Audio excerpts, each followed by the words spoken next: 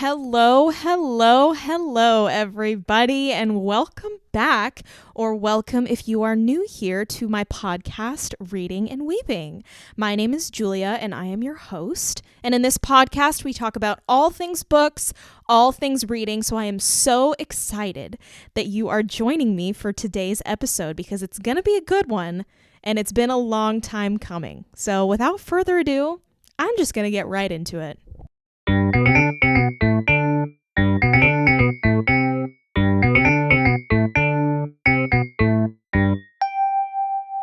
Long time no see. I mean, I haven't seen you guys ever because this is a podcast and you're listening to me, but still, it has been forever since I made my last episode. It's been about 6 or 7 weeks, and in that time, I have truly never been so busy in my life, and I promise you that is not an excuse. It is not an excuse at all. I feel like every other time in my life that I've told people that I was busy, I wasn't truly busy. I've known what truly busy has felt like over the past 6 or 7 weeks. I've had a lot of different life changes. I've been working a lot. There's been a lot of changes that went on in the world. I mean, literally 2 days ago, it was announced that Taylor Swift and Joe Alwyn broke up. Like, that has nothing to do with this podcast, but I just feel like it's a very important, culturally significant event. I'm honestly still in shock by it, but I'm going to get back on topic and just say that life has been absolutely crazy, absolutely nonstop the past 6 or 7 weeks, and I have actually not read a single book in that time, which is pretty unusual for me ever since I've gotten back on my reading kick.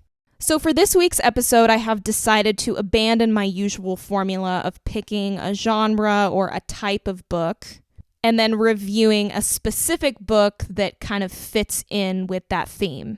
Instead, I would love to take this time to talk about the internet and its role in creating communities for people who read together, enhancing communities for people who read together, and how today's digital landscape is shaping our opinions on specific books, of course, but also just reading in general.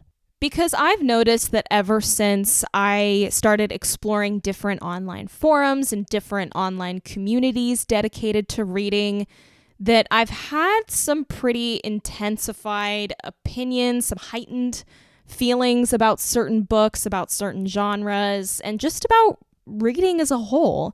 So I've decided that I'm going to talk about what I've observed, what I've learned, what I've noticed, and how it's affected me and kind of the pros and cons of everything. I would first like to start off with how the internet and how different people's opinions and seeing so many different people's opinions has kind of shaped my own and whether I think that's a good or bad thing. So with that said, I'm going to start by talking about Goodreads, which I would consider to be a social media app. I mean, you friend people, you follow people, you can see what they're reading, they can see what you're reading and your progress on certain books, if you're 50% of the way through or 37 pages on the way through, like whatever it may be. And I really, really love that about this app because I feel like if I go on somebody's profile, I can kind of see their taste and what it is that they like, what it is that they don't like. And that really helped me for Christmas presents this past year. It helped me see, like, if someone has their want to read list and you're looking for like a gift to get them, you can just go on there and you can see that it's something they want to read. You can buy them the book.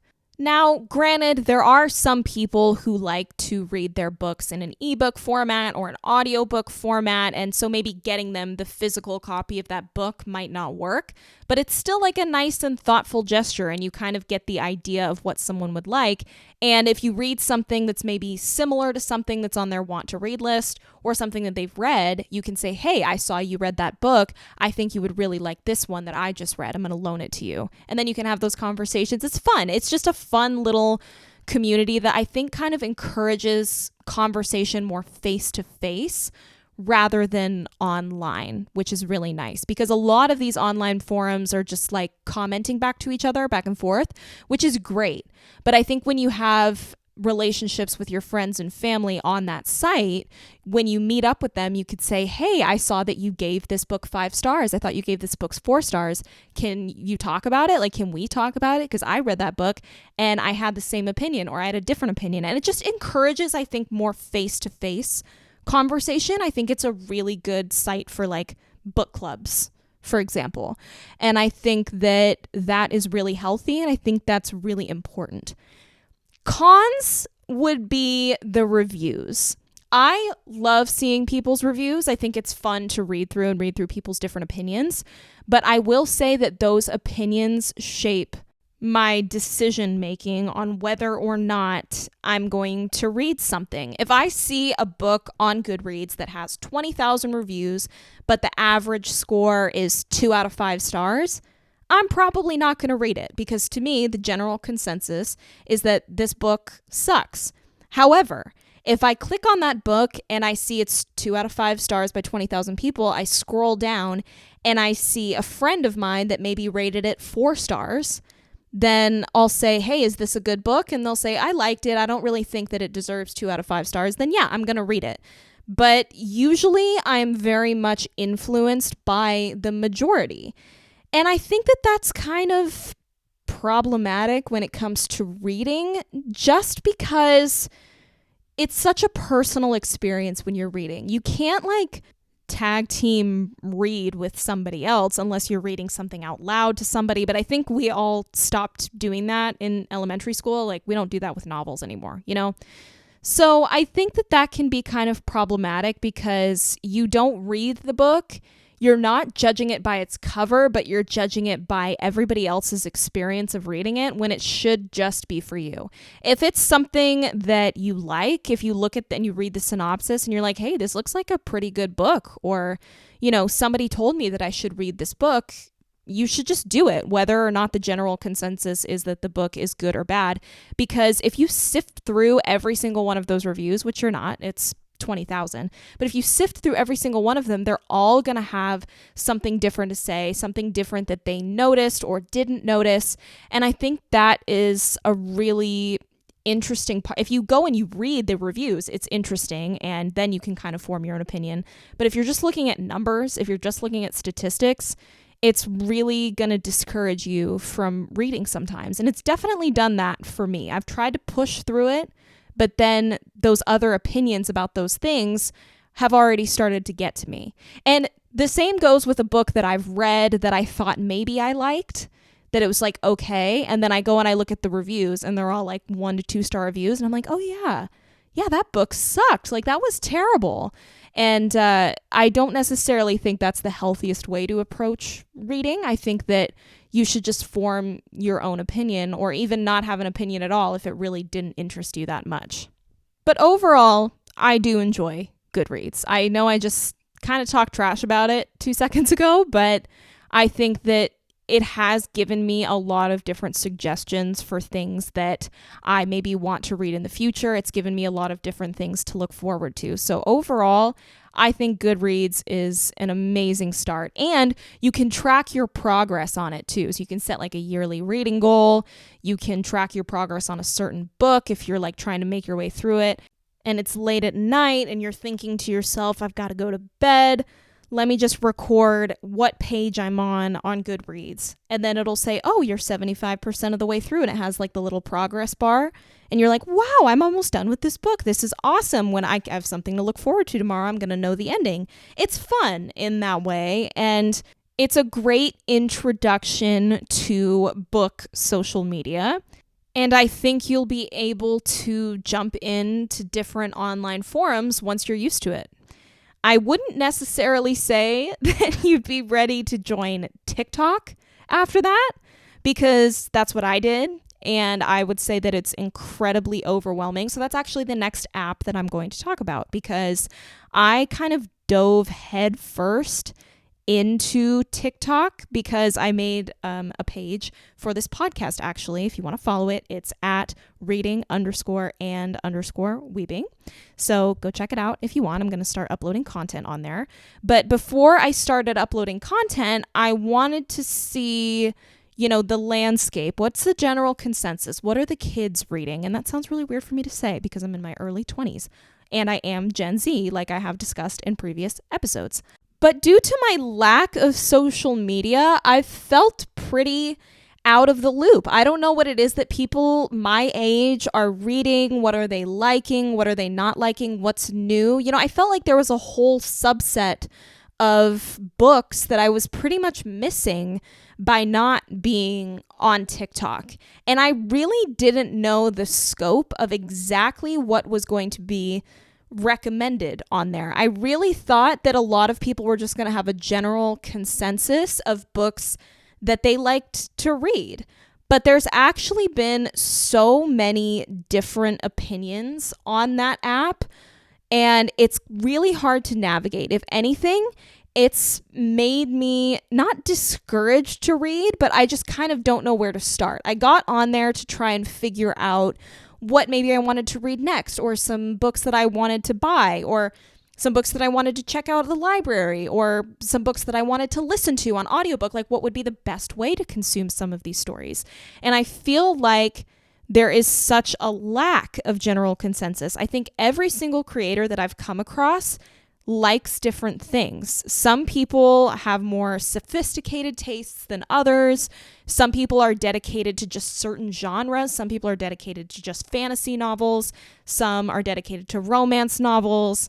And some read everything. And it's kind of overwhelming, to be quite honest with you, to try and navigate that whole landscape, especially when you go into it looking for recommendations, because that was my initial objective. I wanted to get on that app and just see what other people are reading and other people were liking. I do not think that TikTok is the place for that, because everybody has different things that they like, different opinions, and these people on TikTok are not afraid to share their opinions either. They are so incredibly passionate. You will see one person pull out a book and say, "This is the absolute worst piece of shit I've ever read in my entire life, and here's why." And then you'll see another video of somebody going, "This is the greatest book of all time. If you hated it, get off my page, argue with the wall. This is not the place for you." And it's very entertaining, but it's also cool and refreshing to see people have like their own individual tastes and have their own individual voice when it comes to books, and they're not ashamed. And I think that that's something that's like different from Goodreads, is that, there's not a rating system when it comes to TikTok, because it's TikTok. It's not like there's a special software on it for books or anything. People are just making videos about what they liked and what they didn't like. So there's nothing really to measure how good or how bad any of these books are, like Goodreads. But on the flip side of that, you're not going to get general opinions on these books, and it's going to be harder to try and pick out what to read. And because that can be overwhelming, that leads me into the next topic that I want to talk about in connection with the internet, and that is being in a book slump.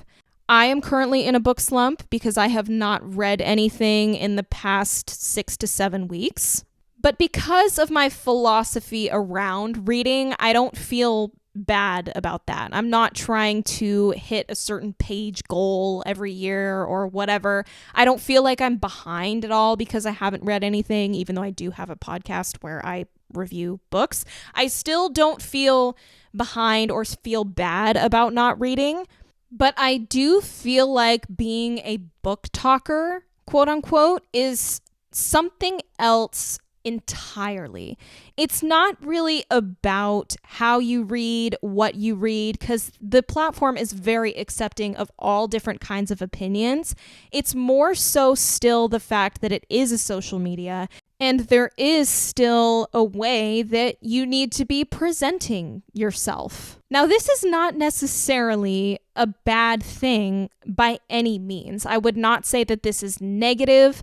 I would just say that if it's something that you're trying to break into. I think there are certain types of videos that you need to be making whether or not you like them, especially if you are a monetized creator. You're making money off your content. You have sponsored content sometimes from different companies, sending you books even. I think you have to stick with the stuff that's trendy. You have to stick with the same audios that are trendy, the same filters and effects that are trendy. And that's totally fine. There's really nothing wrong with that at all. But I think that kind of content can feel uninspired sometimes and a little bit repetitive when you see it over and over and over again.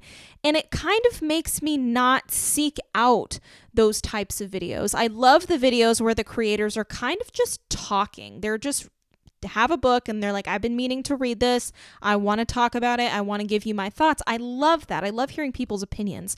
But seeing the trendy stuff where people don't really give any sort of explanation as to what they liked or what they didn't like, it's just not content that I go out and look for. And it also doesn't really inspire me to read. I thought that Booktok was really going to inspire me to read a lot more books. And I just don't feel that inspired. I feel a little intimidated, but not super inspired to read certain things that people recommend unless they give sort of a detailed or somewhat analytical review of a book. That's what I'm here for. I'm here for the discussions. I'm here for the book club-like talks. I'm not really here for the trendy stuff. You know what I mean? Something I've also noticed just generally on Booktok is that people who aren't getting sent books, even people that are actually getting sent books, just everybody on that part of TikTok, they're really into buying books. And I understand it. I love buying books too. I think like going into a bookstore is such a fun experience. It always smells nice in there. I have always felt that way about bookstores. But Booktok really romanticizes it. They're like, I'm having a terrible day, so I'm going to go to Barnes & Noble and I'm going to buy 10 books. And you're like, whoa, whoa, whoa, whoa, whoa. How do you have like $150 to $200 just lying around that you can spend on books? Because books are expensive. If you buy 10 of them, they're $15 each, like probably on average. That's a lot of money to be spending, especially if they're hardcover books, you know? So that was something that was really interesting, was like the consumerism of it all. People going to Barnes & Noble, people going to like little indie vintage bookstores, people going to Target, people ordering mass amounts of books on Amazon. That was something that was very interesting to me, especially because of like, you know, like the rise of ebooks and audiobooks. I didn't think that many people were going out and buying books, but it's a thing. And Barnes & Noble is not going anywhere anytime soon. People freaking love that place, even though it is so expensive to buy books there. So needless to say, I wanted to see what all the hype was about and if it would actually make me feel better. So I went book shopping as a form of retail therapy the other day. I was very stressed out, very anxious, very overwhelmed. And I was like, you know what?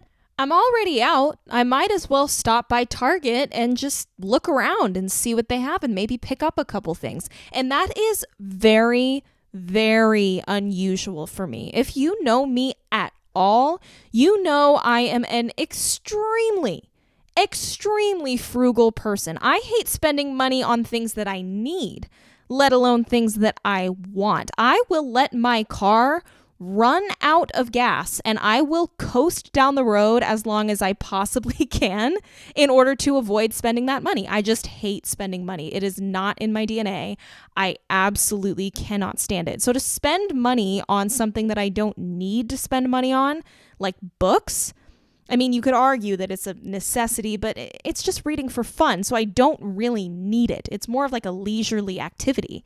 It's a big step for me. So I actually did end up picking up a few things and spending a little bit of money. It was a little painful to do, but I'm very excited about the books that I have. They're all new books. They all smell nice. So I'm going to list them all off for you, and I'm going to read you the synopses.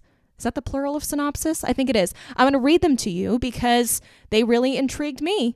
And I actually started reading one of them, and I'm actually going to make an episode about that book once I have finished. I'm not going to tell you which one it is, though. So without further ado, let's get into my book haul, because why am I doing a book haul on my podcast? I just think it's fun. It's my TBR. It's the TikTok. It's really like rubbing off on me. So here we go. Okay. The first book that I bought that I've actually been meaning to read for a really long time is called The Storied Life of A.J. Fikry by Gabrielle Zevin. She is my favorite author. If you've ever read Elsewhere, if you've ever read Memoirs of a Teenage Amnesiac, if you've ever read Tomorrow and Tomorrow and Tomorrow, this is her. She's amazing. I absolutely love her. I think she's my favorite author. She's literally incredible. I actually didn't pick this book up because of the synopsis. I picked it up strictly because of Gabrielle Zevin herself, because she's my favorite, and I haven't read this book, and it's one of her more popular ones. So that's why I picked it up. But let me read you the synopsis and see if you like it enough to go pick it up yourself. A.J. Fikry's life is not at all what he expected it to be. He lives alone, his bookstore is experiencing the worst sales in its history, and now his prized possession, a rare collection of Poe poems, has been stolen. But when a mysterious package appears at the bookstore, its unexpected arrival gives Fikry the chance to make his life over and see everything anew. That is, without a doubt, the shortest synopsis I've ever read, but I love it. It's short and sweet. It tells you what the book is about without really giving anything away. I love it. I love it. It was just made into a movie as well. I think I'm trying to, because it's like a picture of the movie on the front of the cover. I think that's Lucy Hale, if I'm not mistaken, from Pretty Little Liars. So I will read the book and then watch the movie after. I love a good adaptation. A good adaptation, not a bad one.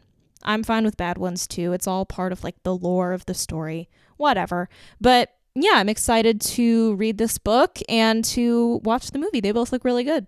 The second book that I picked up is Beach Read by Emily Henry. I was kind of debating on whether or not to get Beach Read or Book Lovers or both, but I ended up deciding on Beach Read because of the synopsis. So I'm going to read it to you now and see if you feel the same way. Augustus Everett is an acclaimed author of literary fiction. January Andrews writes best-selling romance. When she pens A Happily Ever After, he kills off the entire cast. They're polar opposites. In fact, the only thing they have in common is that for the next 3 months, they're living in neighboring beach houses, broke and bogged down with writer's block. Then, one hazy evening, one thing leads to another, and they strike a deal designed to force them out of their creative ruts. Augustus will spend the next summer writing something happy, and January will pen the next great American novel.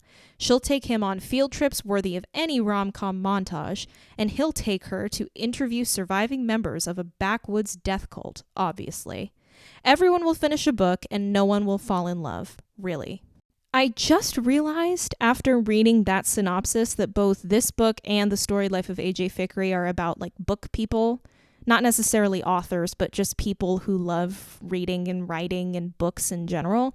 That's very interesting. Like I really did that subconsciously because I'm someone who loves to read, but I wasn't really feeling inspired. So I think I just subconsciously bought books about book lovers.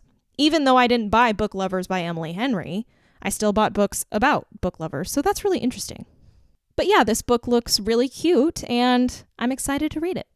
Now, the next two books that I bought are both by Taylor Jenkins Reid, because Taylor Jenkins Reid is that bitch. I'm also going to dedicate an entire episode to talking about Daisy Jones and the Six, the show, because I have quite a lot of thoughts. But for now, let's talk about the books that I bought, and that is After I Do by Taylor Jenkins Reid, and One True Loves by Taylor Jenkins Reid. These are both the first books that I will read by her that are not in like the celebrity universe because, you know, there's Evelyn Hugo and Daisy Jones and Malibu Rising and Carrie Soto's Back, you know, all of those. But these books are, I believe, just romance novels that stand alone. I did not read the synopsis on either one. I just picked them up because I love her a lot and I just want to read more of her books because I think she's amazing. And I think One True Loves, at least, is being turned into a movie with Philippa Sue from Hamilton, which, slay. But I'm going to start off with the synopsis for After I Do because that was the first one I got. So let's just get into it. When Lauren and Ryan's marriage reaches the breaking point, they come up with an unconventional plan. They decide to take a year off in the hope of finding a way to fall in love again. 1 year apart and only one rule: they cannot contact each other. Aside from that, anything goes. Lauren embarks on a journey of self-discovery, quickly finding that her friends and family have their own ideas about the meaning of marriage. These influences, as well as her own healing process and the challenges of living apart from Ryan, begin to change Lauren's ideas about monogamy and marriage. She starts to question, when you can have romance without fidelity and commitment without marriage, when love and lust are no longer tied together, what do you value? What are you willing to fight for? This is a love story about what happens when the love fades. It's about staying in love, seizing love, forsaking love, and committing to love with everything you've got. And above all, After I Do is the story of a couple caught up in an old game and searching for a new road to happily ever after.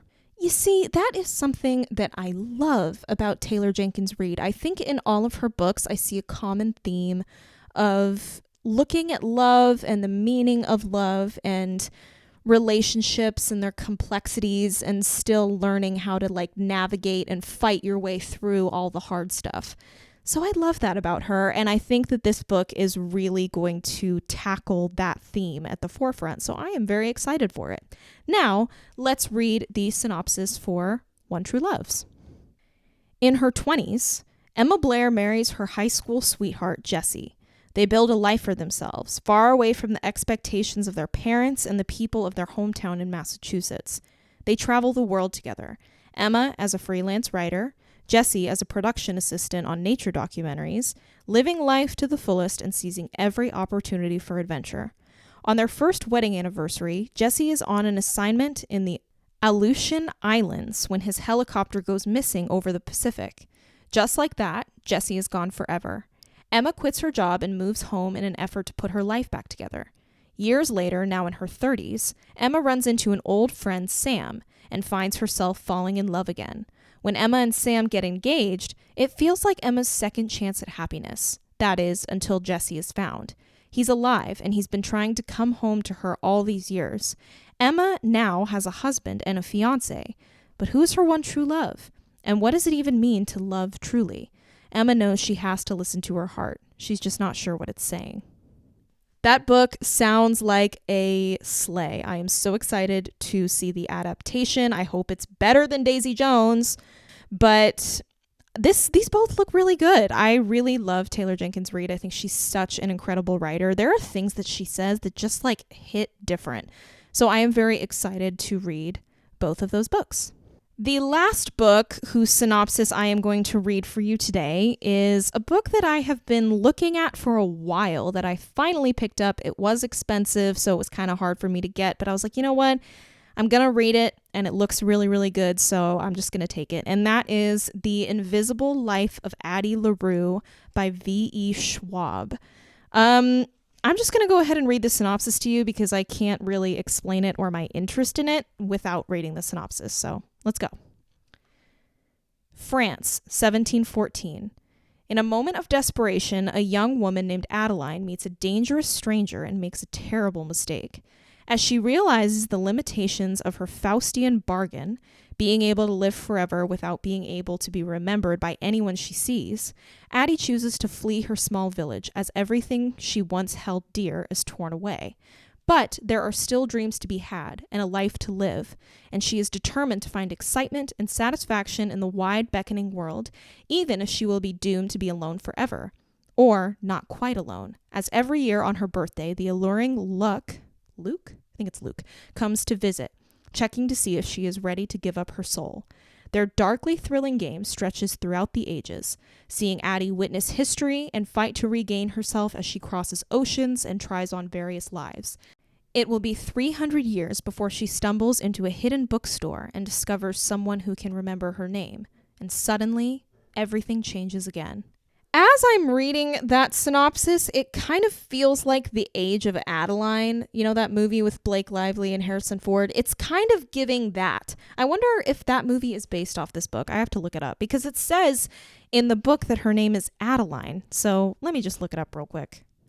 Okay, I don't think it is based, I don't think the movie's based off the book at all, but that's not a far-fetched question. There are other people on Google who have asked it. So, slay. But yeah, I'm very excited to read that. Like, no one remembers her, and then finally someone does, like 300 years later. That sounds fun. But anyway, those are all of the books that I bought. I am so very excited to read them. I haven't read any of them yet. 5 books is a lot, and it was a lot of money, but now I have content at least for the next 5 weeks. And I have some more books that I haven't read that I've bought before or that were given to me. So I am just so excited to get back into reading. And I believe that is going to conclude today's episode. Thank you guys so much for listening, for tuning in, for being patient with me. I can't even tell you how grateful I am that you are listening to this episode at all. So thank you, thank you, thank you. Follow me on TikTok at reading_and_weeping. I'm going to start posting content on there regularly. So until next week, I'm going to leave you with the C.S. Lewis quote that I always leave you with, which is, "No book is really worth reading at the age of 10, which is not equally and often far more worth reading at the age of 50 and beyond." Thank you so much, everybody, for tuning in. I will see you next week. Bye.